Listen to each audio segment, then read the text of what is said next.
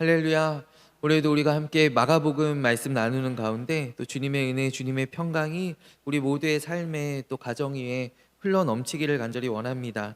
지난주에 무리를 걸어서 배에 오르시는 오늘 마태복음 본문과는 조금 다른 베드로가 걷는 장면이 없었던 예, 이 마가복음은 베드로의 설교라 그랬어요. 베드로의 설교 모음집인데 베드로가 자기가 걸었다는 이야기를 한 번도 안 했던 것 같아요. 예.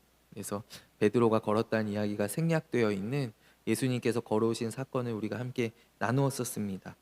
그리고 이제 그들이 이제 게네사렛 땅에 이르러서 원래는 그들이 배를 타고 건너갈 때 예수님께서 제자들을 벳세다로 보내셨어요.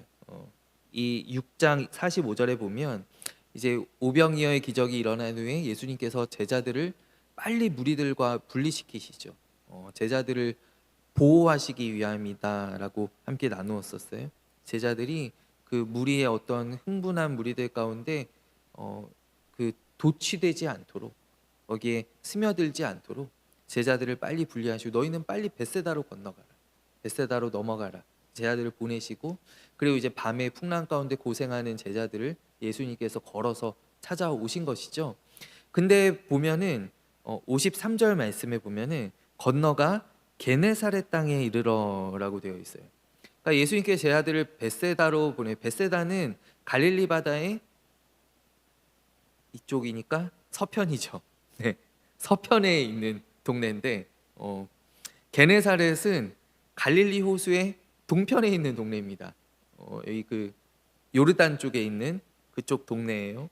그러니까 예수님께 의도하신 바인지 아니면 그들이 밤새도록 폭풍에 고생을 하다가 결국 벳세다로 건너가지 못하고 게네사렛으로 간 것인지는 알 수 없지만은 그러나 게네사렛에 당도한 후에도 거기에서 많은 병자들을 고치시고 특별히 예수님께서 앞서 고치셨던 그런 일들이 반복되는 것을 보게 돼요. 사람들이 병자를 침상채 들고서 예수님께 나오고 또 어떤 사람은 예수님의 옷에 손을 대고 나음을 얻고 그랬다라는 것은 앞에 중풍병자도 그러했었고요. 또 예수님의 옷자락 만진 여인도 그러했었어요. 그들의 믿음을 예수님께 보여주었다라는 것이죠. 그러니까 이 갈릴리 동편에 있는 이 당시에는 이방 땅이었을 텐데 이곳에서도 예수님 앞에 믿음을 보여드리는 사람들이 나와서 계속 예수님의 사역을 이어갈 수 있게 되었다라는 거예요. 그리고는 이제 오늘 7장의 말씀인데 7장의 말씀이 제가 이렇게 준비를 하면서 보니까 참 이 시대 우리들에게 함의하는 바가 큰 말씀이다라는 생각이 많이 들었어요. 우린 보통 복음서를 읽으면 이제 예수님의 이적 중심으로 보통 읽기도 하고 또 대부분의 설교도 이제 거기에 이제 초점을 맞추기 때문에 오늘 같은 이런 이야기들은 이제 단편적인 이야기고 그냥 지나가게 되는 경우가 많이 있는데 오늘 이 말씀을 우리가 살펴보면은요 바리새인들과 서기관들이 예수님께 찾아옵니다. 근데 이 바리새인들은 우리가 마가복음을 읽고 있다라고 할 때 마가복음 앞쪽에 나왔었어요. 3장에서 두 번의 안식일 논쟁. 제자들이 밀밭 사이로 가면서 이삭을 베어 먹는 그리고 예수님이 안식일에 손 마른 사람을 고쳐주는 이 두 가지 사건에 대해서 예수님과 치열하게 논쟁했었던 사람들이 무리들이에요. 그 바리새인들이고요. 또 서기관들은 어떤 사람이냐면 앞에서 예수님께서 많은 병자들을 고치실 때 예수님을 음해하기를 저가 바알세불의 힘을 빌려서 이렇게 병자들을 고치는구나. 그래서 예수님과 그 사탄을 엮어서 이렇게 예수님을 음해했었던 그런 사람들이에요. 그러니까 예수님의 큰 대적자 두 부류가 함께 와서 예수님께 모여왔다라는 것은 벌써 이제 긴장감이 감돌기 시작하는 것이죠. 이들이 도대체 뭐 하려고 왔을까? 근데 그들이 와서 이렇게 보다가 이제 시비를 거는 것이 무엇이냐면 책을 잡는 것이 무엇이냐면 제자들이 그것도 그 중에 몇 사람이 부정한 손, 씻지 않은 손으로 음식을 먹는 것을 떡을 먹는 것을 그가 보았다라는 거예요. 그래서 그것을 가지고 이제 예수님을 이제 공격하기 시작합니다. 이 정결 예식이라고 하는 거는 이거는 그냥 단순히 우리가 뭐 코로나 때 여러분 다녀오면 꼭 손을 씻어야 됩니다. 뭐 겨울에 독감 예방하기 위해서 꼭 손을 씻고 음식을 드세요. 뭐 이런 단순한 교육 차원의 그런 이야기가 아니라 정결 예법이다라는 거예요. 정결 예법.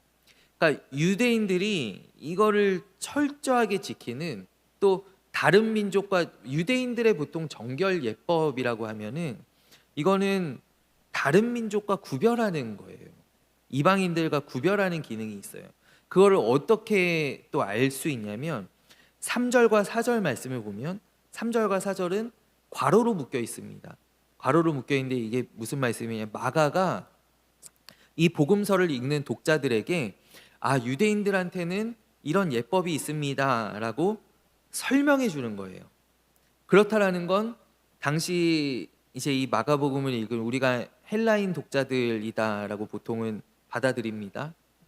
헬라인 독자들은 이런 정결 예법이 없었다라는 것이죠.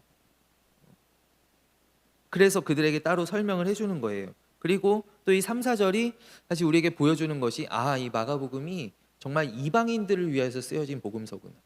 어떤 유대인들의 관습이나 전통들, 어떤 예법들을 잘 알지 못하는 진짜 이방인들을 위하여서 이방인들 독자들을 대상으로 해서 쓰여진 책이구나라는 것을 이 괄호로 묶인 이 3절 4절 말씀이 우리에게 보여준다라고 생각해요. 그리고 이거는 단순히 뭐 그 당대에 통용되는 그런 예법이 아니라 이 유대인들에게만 지켜졌었던, 그렇다라는 것은 어떤 유대인들의 정체성과 관련이 있겠죠. 그 정체성과 관련이 있는 그런 예법이었다라는 거예요. 이 정결 예식이 손뿐만이 아니라 어떤 음식에 조리하는 용기, 음식을 조리하는 어떤 냄비나 속 같은 것들, 그리고 또 음식을 이렇게 덜어서 먹는 그 그릇까지 이렇게 다 씻는 법이 이렇게 정해져 있는 굉장히 복잡하게 발달되어 있는 규칙이다라고 합니다.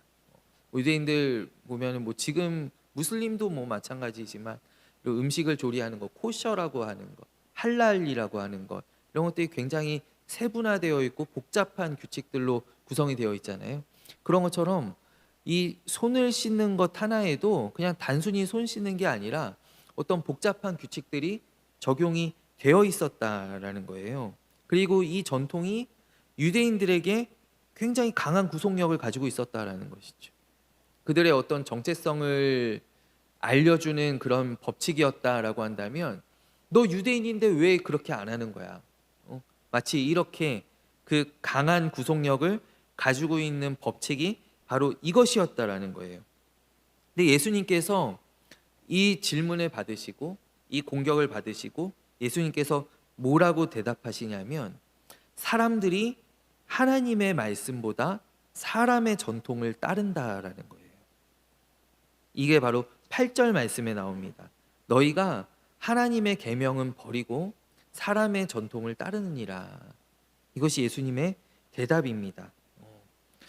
예수님께서 무엇을 말씀하시고 계시냐면요, 예수님께서는 이 바리새인들과 그리고 서기관들로 대표된 어떤 종교 지도자들, 율법 학자들이 하나님의 계시, 하나님의 계명이 아니라 사실 인간 관습에 불과한 것을, 우리 어떤 사람의 전통을, 그거를 근본적인 율법으로 사람들에게 가르치고 있다라는 사실을 말씀해 주고 있는 거예요. 그러니까 무엇이냐 하면, 다시 제가 풀어서 말씀드리면, 우리 종교 지도자들, 율법 교사, 저 같은 목사라고 한다면 여기에서 마땅히 무엇을 가르쳐야 합니까? 하나님의 말씀을 가르쳐야 되잖아요. 하나님의 진리를 가르쳐야 되잖아요. 그거를 제가 전하고 그것을 가르치고 선포해야 되는데, 뭘 하느냐면 사람의 예법을 가르친다라는 거예요. 여러분, 교회 오면은 이렇게 예배 드리셔야 됩니다. 뭐 하실 때는 일어나야 됩니다. 뭐 헌금은 어떻게 드려야 됩니다. 뭐 봉사는 이렇게 해야 됩니다. 이런 것들을 가르치는데 더 열중하고 있다라는 것이죠. 그러니까 완전 주객이 전도된 거죠. 그러면서 본인들은 어떻게 생각을 하냐면, 나는 진리와 율법을 가르치는 선생이다라고 생각한다는 거예요. 그러니까 이것이 바로 예수님께서 지적하신 이 종교 지도자들의 위선이다라는 것이죠. 위선이다. 그러니까 즉 그들은 내가 어떤 하나님의 진리, 하나님의 말씀, 하나님의 계명, 하나님께서 우리에게 주신 율법을 내가 가르친다라고 스스로 자처하지만, 그러나 실상은 그들은 어떤 하나님의 진리를 가르치는 게 아니라 그냥 인간의 전통을, 인간의 관습을 그냥 가르치고 있을 뿐이다라는 거예요. 손 그렇게 씻으면 안 되지, 이 순서대로 씻어야지, 뭐 이렇게 조리해야지, 이런 것들을 그냥 고작 가르치고 있다라는 거예요. 그러면서 이제 예수님께서 예로 드신 것이 이사야가 너희들에 대해서 참 잘 예언하였다, 그러면서 이제 이사야의 예언 구절을 인용을 하시는데요. 이 백성이 입술로는 나를 공경하되 6절과 7절에 걸친 말씀, 마음은 내게서 멀도다. 사람의 계명으로 교훈을 삼아 가르치니 나를 헛되이 경배하는도다. 그러니까 이들의 이 이사야의 지금 예언도 당시의 종교 지도자들, 제사장들을 향하여서 하나님께서 말씀하신 것입니다. 무엇이냐면 너희의 입술과 너희의 마음이 불일치하다라는 거예요. 너희가 나를 업신여기면서 제사를 경홀히 여기고 좋은 재물들을 뒤로 빼돌리고 나를 업신여기면서 입술로는 하나님 잘 믿는 것이 제일입니다, 이렇게 얘기하고 있다라는 거예요. 그래서 입술과 마음이 불일치하다라는 것을 말씀해주고 있고요. 또 당시에 이사야가 지적한 것이 무엇이냐면 너희가 사람의 계명을, 사람의 법칙을 마치 하나님의 가르침인 것처럼, 하나님의 계명인 것처럼 가르치고 있다라는 것이죠. 이것이 이 이사야가 지적한 바로 외식하는 자, 이들의 외식과 위선이고, 여러분 한번 생각해 보세요. 이 이사야가 이 유대인 지도자들을 비판한 이 말씀이 언제 말씀이냐면 예수님께서 오시기 약 800년 전의 말씀입니다. 주전 8세기경에 이사야가 그 당시의 종교 지도자들을 향하여서 선포하였던 말씀이에요. 엄중한 경고의 말씀이에요. 근데 그것이 800년이 지났는데 지금 바리새인들과 율법 교사들에게 그대로 적용이 되고 있다라는 거예요. 지금 우리는 다를까요? 그것이 지금 우리에게도 그대로 적용이 되고 있다라는 것이죠. 우리 교회 안에서 얼마나 많은 것들을 가르칩니까? 근데 그 가운데 물론 우리가 이제 수천 년 동안 내려온 어떤 예배 전통들이 있고 그것을 뭐 다 파괴하고 없이 하고 그런 것은 아닙니다. 그러나 더욱더 근본적인, 그러니까 우리가 무엇이 중요하지? 우리가 적어도 배보다 배꼽이 커서는 안 된다라는 거예요. 배가 있으면 당연히 배꼽이 있어야죠. 근데 배꼽이 더 크면은 안 된다라는 것이죠. 우리가 여기서 예배 중심, 예전 중심이고, 특별히 우리 장로교회 예배는 또 설교가 중심이고, 우리가 예배에 와서 말씀을 듣고 그리고 기도하고 찬송하고 이 예전 가운데 이제 하나님을 예배하고 돌아가면, 근데 여기에서 우리 주객이 전도되어서는 안 된다라는 거예요. 너무 막 세부적인 것들이 있어서 뭐 남자는 어디서 예배드려야 되고, 뭐 여자는 어디서 예배드려야 되고, 뭐 여름에는 복장이 이래야 되고, 뭐 이런 것들 막 있잖아요. 그런 것들로 마치 이것이 마치 하나님의 법칙인 양, 하나님께서 우리에게 명하신 것인 양, 그렇게 가르쳐서는 안 된다라는 것입니다. 오늘도 우리 사이에 특별히 교회를 이제 우리가 오래 다니면 오래 다닐수록, 또 모태 신앙일수록, 우리가 막 처음 이제 교회 들어오시는 분들 우리가 보면은 나도 모르게 막 눈살이 찌푸려질 때가 있습니다. 막 한여름에 막 나시를 입고 예배당에 들어온다거나, 쓰레빠 질질 끌고 오면, 쓰레빠 일본 말이죠. 슬리퍼를 막 질질 끌고 들어온다거나, 이러면은 눈살이 찌푸려질 때가 있죠. 그러나 그게 그렇게 중요하냐라는 거예요. 마음의 변화가 사실 선행되면, 우리가 교회에 와서 은혜 받으면 당연히 하나님 앞에 우리의 마음가짐을 바로 세우게 되면 우리의 몸가짐이, 또 우리의 옷가짐이 또 바로 세워지게 되고, 그러니까 이게 사실 순서가, 그래서 예수님께서는 우리의 어떤 겉으로 보여지는 것들로 우리를 포장하고 그것을 내세우는, 하나님께서 사실 이 유대인들에게 율법을 주신 것이 그런 거예요. 율법을 주신 거예요. 너희는 이렇게 거룩한 민족이 되어라라고 하는데, 그것이 모세 때부터 수백 년이 지나가는 가운데 하나님께서 나중에 이제 유다 왕국 말기에는 뭐라고 말씀하시냐면, 나는 너희들의 그런 것들이 역겹다라고 말씀하세요. 역겹다. 아무리 나에게 와서 번제하고 예배하고 너희들이 기도하는 척, 잘 믿는 척 하지만, 그러나 그 마음이 너무나 다른 곳에 가 있는 것이 하나님께는 너무나 잘 보이는 거예요. 너무나 잘 보이는 것이죠. 그래서 하나님께서는 지금 너희들이 입고 있는 그 어떤 형식과 허례와 너희들이 정말 목숨을 다하여서 지키는 그러한 것들이 역겹다라는 말씀을 하세요. 오늘 우리에게도, 우리가 교회에서 우리가 경험해야 하는 것은 마음의 변화예요. 우리의 더 근본적인 변화가 필요하다라는, 그래서 하나님께서 예수님을 보내어 주신 것입니다. 예수님께서 하나님께서 어떤 성문화된 율법으로, 어떤 전통으로, 가르침으로 우리가 결코 변화될 수 없다라는 걸 아셔요. 그래서 바울이 이르기를 이 구약의 율법들이 다 몽학선생이다라고 그래요. 몽학선생. 그러니까 우리에게 유익을 주긴 주는데, 그러나 그거는 아주 잠깐의 유익이고 영원한 유익이 아니다라는 거예요. 어떤 그림자를 우리에게 가르쳐 주고 있는 것이지 그것이 진리는 아니다라는 거예요. 그것이 참된 것은 아니다라는 거예요. 참된 변화는 어디서, 그렇기 때문에 하나님께서 우리에게 예수님을 보내어 주신 거예요. 하나님께서 친히 내려오신 거예요. 그래서 우리가 예수님을 바라볼 때, 예수님을 믿을 때, 그 예수님을 보고 우리의 삶을 계속해서 조정해가며 그거를 거울에 비추며, 우리가 그냥 단순히 어떤 율법 문서를 보고 이거는 맞고 이거는 틀리고 이런 것이 아니라, 우리는 늘 예수님을 바라보면서, 예수님 이것이 맞습니까? 예수님 이렇게 해도 되는 것입니까? 예수님 이렇게 하면은 예수님 영광 받으시겠습니까?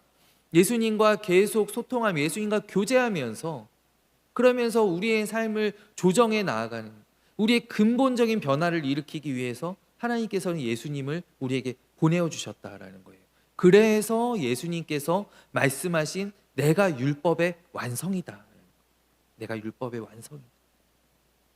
여러분, 단적인 예로 하나님께서 수천 년 전에 이스라엘에게 율법을 주시기를 음식에 대한 정결법을 주셨습니다. 돼지를 먹지 말고, 우리가 이제 흔히 가장 대표적으로 돼지를 먹지 말고 먹지 말아야 되는 것들 많이 있죠. 그러면 아마 우리나라가, 저는 전 세계에서도 부정한 민족 한 탑 10 안에는 들어갈 것 같아요. 순대 먹고 선지 먹고 우리 먹지 말라는 거 다 먹잖아요. 예. 오징어 먹고, 우리 오징어 너무 좋아하고, 예. 우리 교회에서 한 달에 한 번씩 우리 쭈꾸미 먹는데 그럼 교회에서 먹으면 안 되잖아요. 예. 근데 하나님께서 그것이, 음식이 그 유대인들을 주변에 있는 모든 민족들과 다르게 구별지어 주는 것이었어요. 다르게 구별지어 주는 것. 너희는 먹지만 우리는 먹지 않는다라는 것이죠. 근데 그것이 예수님의 시대에 와서, 신약의 시대에 가서 그 음식법이 깨집니다. 하나님께 깨트리셔요. 그러면 그때는 부정했고 지금은 정하냐? 아니요, 그런 문제가 아니다라는 거예요. 이제는 예수님께서 모든 것을, 율법 안에서 모든 것을 완성하시고 모든 것을 거룩하다라고 하셨기 때문에 오늘 본문 가운데에도 그 이야기가 나옵니다. 오늘 읽지 않았지만 뒤에 있는 본문 가운데 19절 말씀에 보면 19절 하반절에 이러므로 모든 음식물을 깨끗하다 하시니라라고 말씀하세요. 모든 음식물을 깨끗하다 하시니라. 그러니까 이것이 어떤 구별 지어주는 유대인들의 정체성을 이제 구별시켜주는 그런 장치였다라고 한다면, 결국 하나님의 우리가 구속사적인 관점에서 우리가 성경을 읽을 때 하나님께서 이스라엘을 철저하게 구별시키시죠. 성별시키시죠. 이방인들과 통혼도 하지 말라고 하시고 음식도 다 가려 먹으라고 하시고, 이 세계 모든 민족들 가운데 이 이스라엘을, 비록 그 가운데 많은 시행착오와 또 실패들이 있었지만 어쨌든 이 이스라엘을 다른 민족들과는 완전히 다른 민족으로 하나님께서 구별시켜 놓으세요. 완전히 다르게 해주세요. 그러고 하나님께서 이제 어떻게 하시는가? 이 이스라엘을 통하여서 하나님께서 약속하신 메시아를 보내어 주시고, 이 구별된 이스라엘을 통하여서 마치 아브라함에게 약속하신 바와 같죠. 너는 복이 될지라, 너는 세계 열방 가운데 복의 근원이 될지라. 이 이스라엘을 통하여서 이제 하나님께서 거룩하게 구별하지 않았던 그 모든 이방인들에게 복음을 전하게 하신다라는 거. 그들이 나아가게 하신다라는 거. 이제 나아가기 시작할 때 그들을 지금까지 구별하기 위해서, 하나님의 백성 삼으시기 위해서, 하나님께서 훈련시키기 위해서, 성별하시기 위해서 그들에게 주었던 그 모든 어떤 정결법과 음식에 대한 법들과 이런 것들은 이제 다 필요가 없어졌다라는 거예요. 필요가 없어졌다라는 거예요. 마치 이런 것 같아요. 어떤 정말 고귀한 어떤 왕족 가문, 귀족 가문에서 한 사람이 이제 자녀를 정말 좋은 사람으로 잘 길러내죠. 잘 훈련시키죠. 또 정말 최고의 교육을 받게 하고, 아무거나 먹지 못하게 하고, 그리고 아무나 사귀지 못하게 하고, 아무나 만나지 못하게 하고, 최고의 선생님들을 붙여서 그래서 아이를 정말 좋은 사람으로 길러냅니다. 그러면 그 아이가 이제 자라나서 이제 세상을 위해서 헌신하고 이제 이바지해야 될 거 아니에요. 그가 그 가문 안에서만, 그 가족들 안에서만 그가 갇혀 있느냐? 아니죠. 그가 이제 저 아프리카의 저 빈곤한 사람들을 향해서 나아가고, 저 어디 영국에 가면은 노블리스 오블리주라고, 노블레스 오블리주라고, 저희 막 정말 왕자들이 막 헬기 타고 막 전쟁터 나가고 이러잖아요. 그게 그렇게 그들이 사명을 감당하게 하기 위해서, 인류를 위해서 헌신하게 하기 위해서 그렇게 구별하고, 그렇게 철저하게 교육시키고, 철저하게 구별하고 그렇게 길러내었던 거예요. 마찬가지예요. 그들이 거기 가서 나는 전쟁터 가가지고 막 탱크 운전하는데 나는 이런 거 안 먹는다고, 나는 이런 사람들하고 대화 안 한다고, 그럴 수 있어요? 아프리카에 저기 어디 캄보디아나 이런 곳에 이 난민들한테 도움 주러 가가지고 거기에서 나 이런 거 안 먹는데, 나 이런 사람들하고 얘기하면 안 되는데, 그럴 수 있어요? 아니잖아요.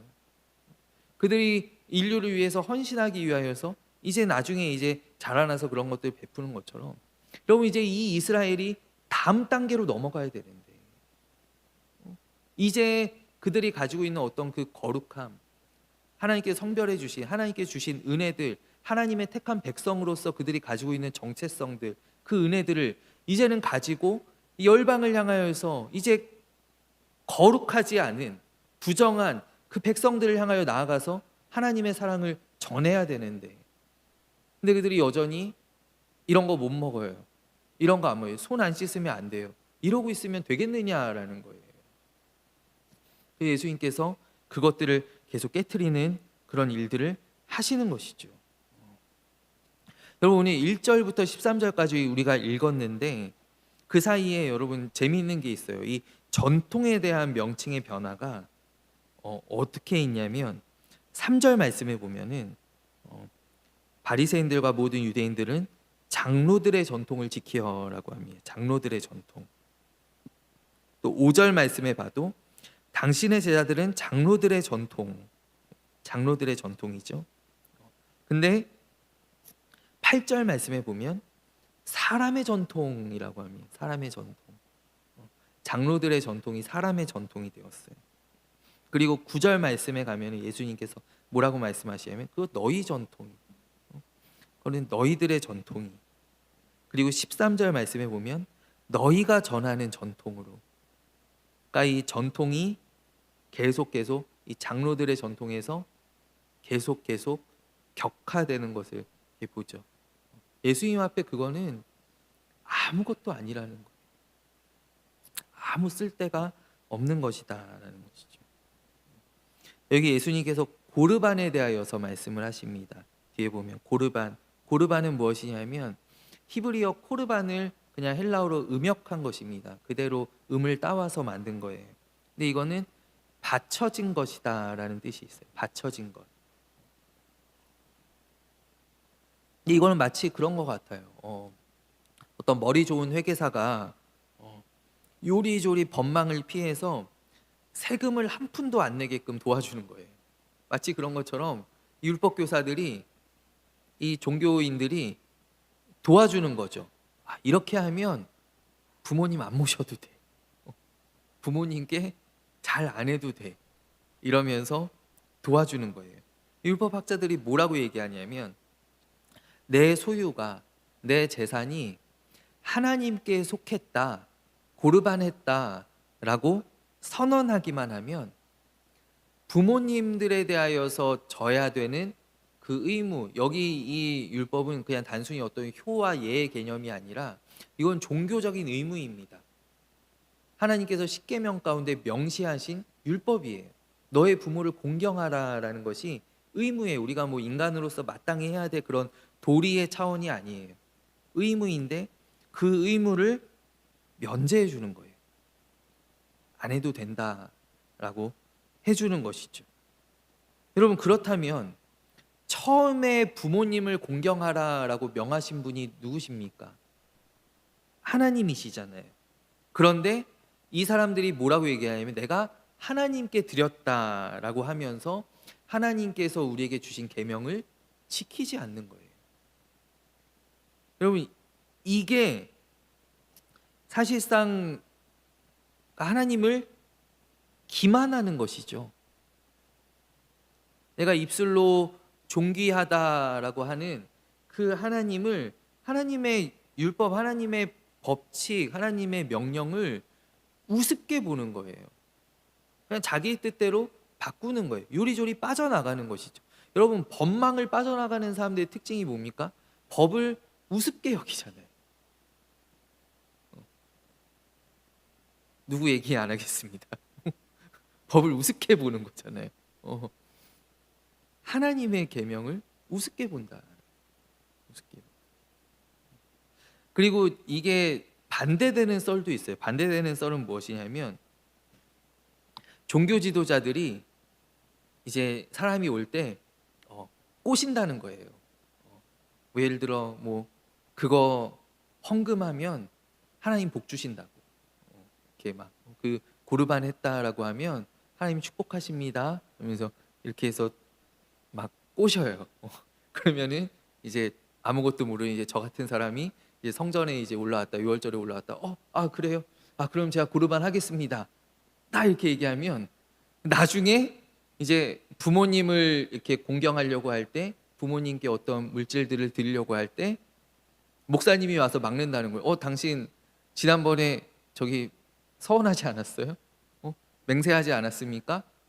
그거 그렇게 드리면 안 된다고. 그 하나님의 것인데 그 부모님께 그렇게 막 드리면은 그거 안 된다고. 벌 받는다고.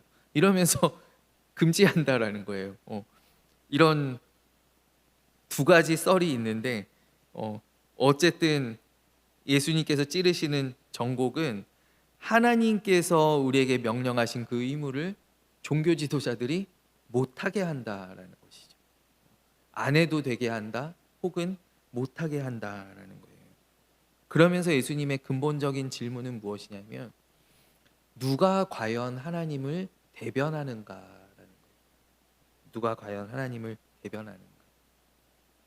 종교 지도자들이 당연히 여기는 것 아니겠어요?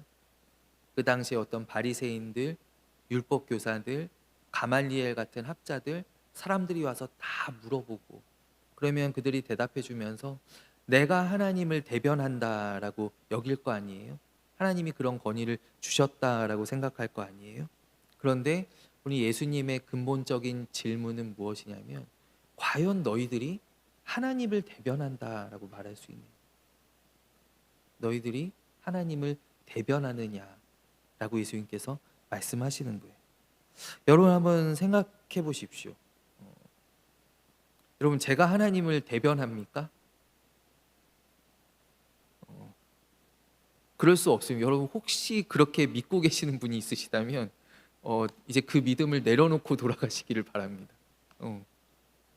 제가 하나님을 대변할 수 없죠. 저는 하나님의 대리인이 아니라 하나님의 종입니다. 하나님의 종. 대언자이지 제가 대변하는 사람이 아닙니다. 하나님께서 주시는 말씀들을 제가 조심스럽게 전하고 또 섬기는 자리이지, 종의 자리이지 그런 자리가 아닙니다. 그리고 카톨릭의 교황은 하나님의 대리인이죠. 그게 공식적인 교황의 직책입니다. 하나님의 대리인이죠. 그래서 교황이 선언하면 법이 바뀌어요. 교회의 법이 바뀌어요. 여러 번 그러했어요.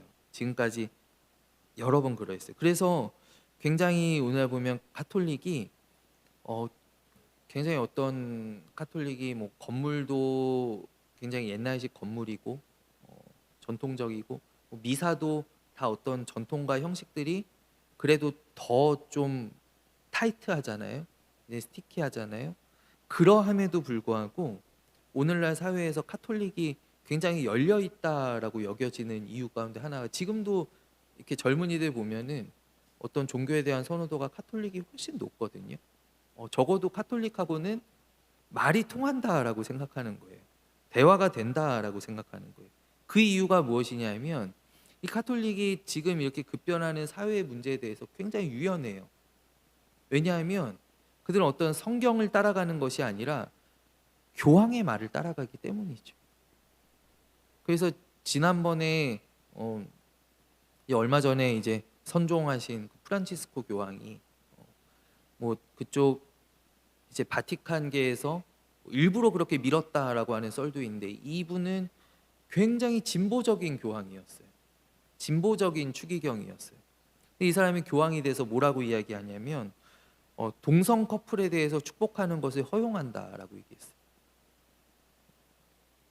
그러니까 그것을 뭐 100% 지지하고 이런 것은 아니지만, 그러나 적어도 축복해 줄 수 있다. 사제들이 동성 커플을 축복해 줄 수 있다. 그래서 그게 지금 카톨릭의 법이 되었어요.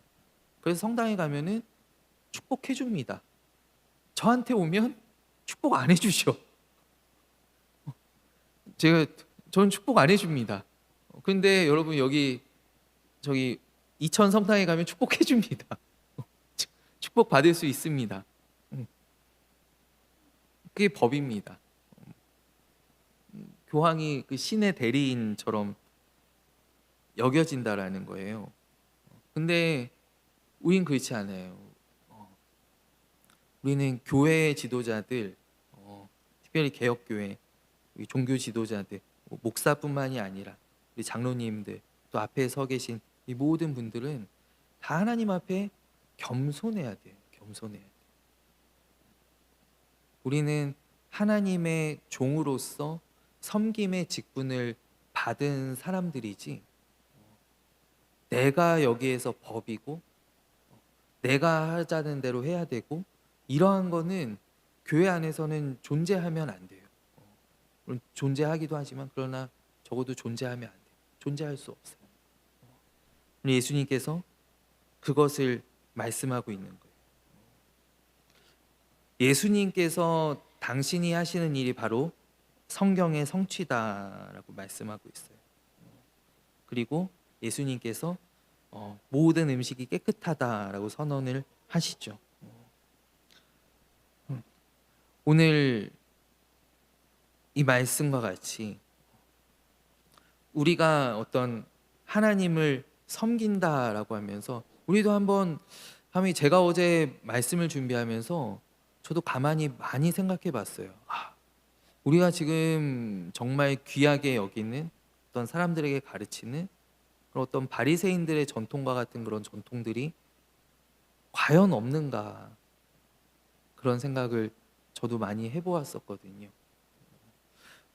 우리가 그렇기 때문에 하나님은 우리가 어떤 형식으로, 어떤 보여지는 것으로 섬기는 것이 아니라 바로 우리의 마음으로 섬기는 것이고 마음으로 예배하는 것입니다.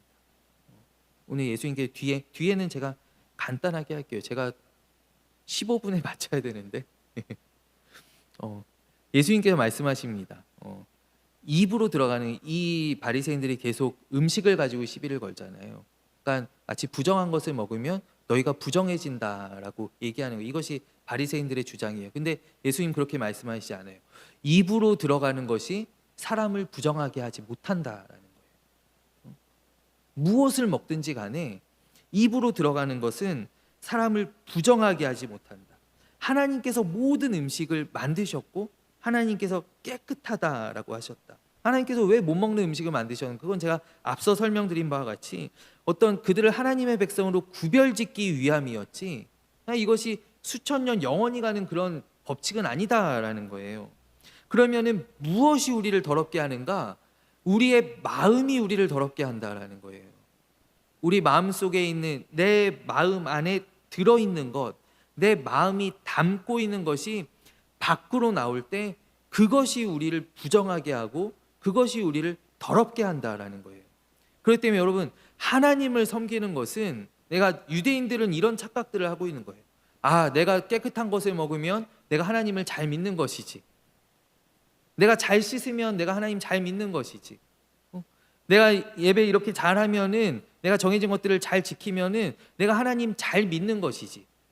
근데 어떤 행위와 믿음을 완전히 결부시키죠. 근데 하나님은 그렇지 않아요. 너희의 마음이 너희의 믿음을 보여준다라는 거예요. 너희의 마음이, 너희가 나를 사랑하는지, 너희가 나를 경외하는지, 너희가 나를 믿고 있는지를 너희의 마음이 보여주고 있고, 나는 그 마음을 보고 있다라는 것입니다. 하나님은 말씀하시죠. 나는 사람이 아니라, 외모가 아니라 나는 그 중심을 보는 여호와라. 오늘 우리 함께 예배하는 우리 모든 임마누엘 성도님들이 오늘 이 마음의 예배를, 하나님께서 받으시는 이 마음의 예배를 주님 앞에 올려드리기를 간절히 원합니다. 우리가 매 주일마다 드린 예배, 우리 예배가 형식이 있습니다. 다 순서가 있고, 제가 어제 아민이가 갑자기 밤에 이렇게 반주를 맡게 돼서 제가 밤새 악보책을 만들었어요. 제가 지난번과 같은 일이 되풀이되지 않도록. 제가 만들면서 저 새삼 놀랐어요. 제가 악보를 한 10장을 뽑았어요. 앞에 묵도송, 그 다음에 또 뭐 있죠? 감사와 회개 기도할 때, 기도 끝나고 후주할 때, 또 1장 온 마음 다해 찬송가 2장, 오늘 특순곡에, 또 뒤에 송영에, 하니까 악보가 10장이 넘어가더라고요. 복잡한 예배예요. 복잡한 예배예요. 그러나 그 가운데 우리의 마음이 있어야 돼요. 마음이. 그냥 와서 나 오늘 주일 참석했네 이러고 그냥 돌아가는 것이, 그것이 우리의 예배가 될 수 없다.